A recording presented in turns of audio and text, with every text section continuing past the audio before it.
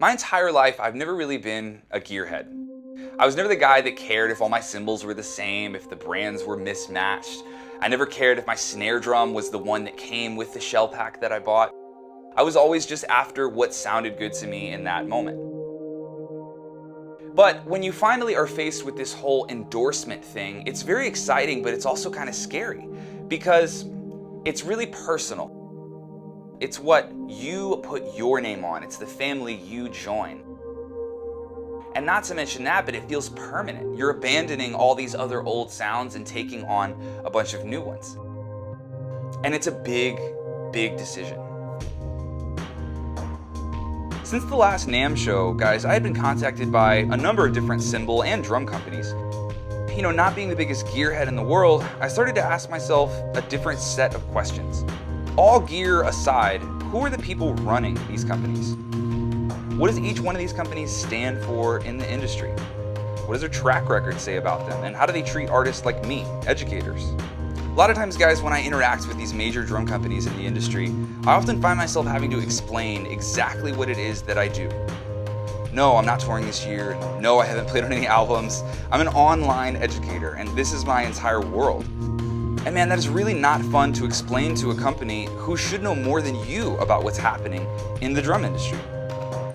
But when it comes to Meinl, guys, this is a cymbal company that lives and breathes online education. This is a company who has helped pioneer the exact same space that I'm so passionate about, the art of teaching drums through the internet.